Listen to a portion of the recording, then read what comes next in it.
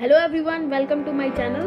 पूरे वर्ल्ड में एक एपिडेमिक चल रहा है जिसका नाम है कोरोना वायरस, जिसे हम कोविड-19 भी कहते हैं, जिसने बहुत से लोगों को इफेक्ट करा है और अभी भी इफेक्ट कर रहा है। इस वायरस से बहुत लोगों की डेथ भी हो गई, लेकिन क्या आप लोगों को पता है इससे पहले भी बहुत से पेंडेमिक आए हैं जिसने लोगों को बहुत इफेक्ट करा है। तो आज हम एक ऐसी पेंडेमिक के बारे में बात करने वाले हैं जो कि 14th सेंचुरी में आया था और जिसका नाम है ब्लैक डेथ, जिसे हम काली मौत भी कहते हैं।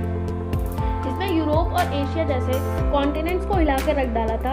बहुत कम लोग इसके बारे में जानते हैं, इसीलिए मैंने ये वीडियो बनाई है। तो वीडियो को एंड तक जरूर देखिएगा। तो let's start the videos with today's videos title history of black death. Black death एक ब्यूबोनिक एपिडेमिक था जो अफ्रो यूरेशिया में अक्टूबर 1346 से लेकर 1353 तक रहा, यानी कि लगभग 6 से 7 साल के बीच में।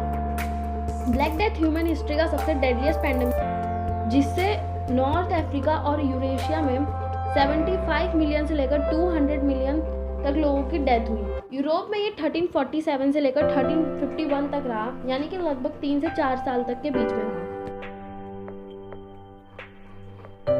ये बीमारी कैसे स्प्रेड होती थी? ये हवा से नहीं बल्कि येर्सिना पेस्टिस नाम के बैक्टीरिया से होती थी, जो कि चूहों में पाए जाने वाला एक बैक्टीरिया है।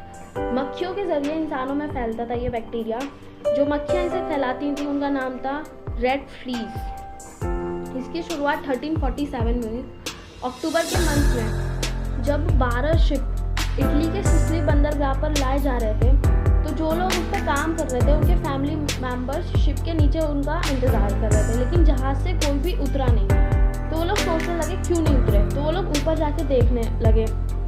उन्होंने जब वो जहाज के अंदर गए तो उनकी चीखें निकल पड़ी थी, क्योंकि ऊपर जहाज़ों में बहुत सारी लाशें पड़ी थी।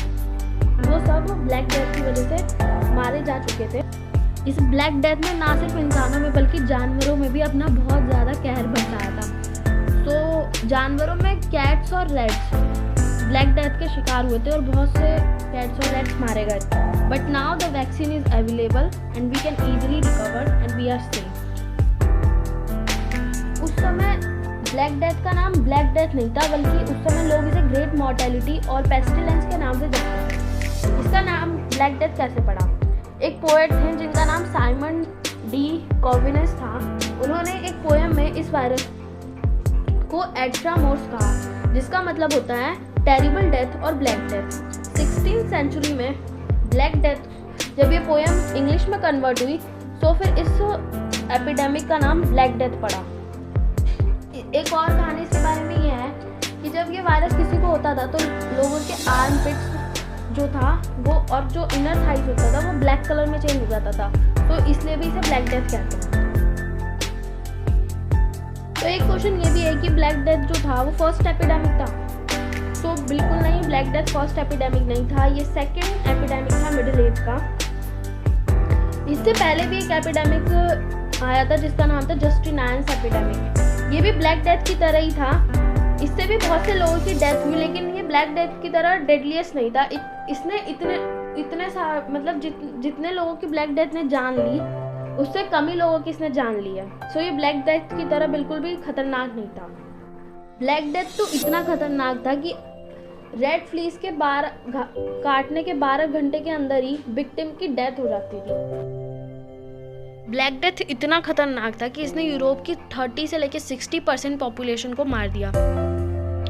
ब्लैक डेथ ने वर्ल्ड की पॉपुलेशन 475 मिलियन से 350 to 375 मिलियन कर दिया 14th सेंचुरी में। इसका फर्स्ट केस जो था वो चाइना में आया था 224 BC में, जो कि जिसने 5 ईयर के पीरियड में यानी 1347 से लेकर 1353 के अंदर 25 मिलियन पीपल को मार दिया। 25 मिलियन को अगर हम इंडियन लैंग्वेज में कहें तो वो होगा 2 करोड़ 50 लाख। यूरोप से भी ज़्यादा इसने एशिया में अपना कहर बरपाया था। एशिया में जो है यूरोप से 3 गुना ज़्यादा लोग मारे गए थे। ब्लैक डेथ इतना खतरनाक एपिडेमिक था कि यूरोप को कम से कम 150 साल लगे थे इससे रिकवर होने में। इस महामारी के द्वारा स्कूल और यूनिवर्सिटीज़ पे बहुत ही ज़्यादा गहरा प्रभाव पड़ा था। तो एक एग्जाम्पल लेते हैं। कैम्ब्रिज यूनिवर्सिटी में 40 में से 16 प्रोफेसर जो हैं इस एपिडेमिक से मर गए थे। तो ये एंड कैसे हुआ? उस समय तो की दवाई भी नहीं थी। तो उस समय डॉक्टर्स पता है डंग्स और यूराइन जो है पेशेंट्स को प्रिफर करते थे, लेकिन उससे भी कुछ फ़ायदा नहीं हुआ। सो बहुत ही मोस्ट पॉपुलर थ्योरी है इसके एंड होने की। तो ये एंड पता कैसे हुआ था? ये ग्रेट आइसोलेशन में रहने के कारण एंड हुआ था। मतलब लोग अपने घरों से बाहर ही नहीं निकलते थे। जिन लोगों को बहुत ही ज़्यादा इंपॉर्टेंट काम होता था, सिर्फ वही लोग घरों से बाहर निकलते थे। और लोग जो है एक बर्ड वाला मास्क पहनते थे, मतलब वो अजीब ही मास्क होता था, वो पहन के बाहर निकलते थे। और जब बहुत ही ज़्यादा इंपॉर्टेंट काम होता था तभी बाहर निकलते थे। इसी की वजह से एंड हो पाया। इसका बैक्टीरियल कॉज डिस्कवर किसने करा था? अलेक्जेंडर यर्सिन नाम के एक पर्सन थे जिन्होंने इसका बैक्टीरियल कॉज डिस्कवर किया। इन्होंने 1863 से लेकर 1943 के बीच में इसका बैक्टीरियल कॉज डिस्कवर किया, यानी उन्हें बहुत सारा टाइम लगा था। और इस एपिडेमिक के कितने सालों बाद इसका बैक्टीरियल कॉज डिस्कवर हुआ। उसके बाद बहुत से साइंटिस्ट ने इसमें अपना इंटरेस्ट दिखाया और इसके एंटीबायोटिक को ढूंढ निकाला। आज की वीडियो में बस इतना ही। मिलते हैं नेक्स्ट वीडियो में। और please suggest me on which topic I have to make my next video. तब तक के लिए बाय बाय।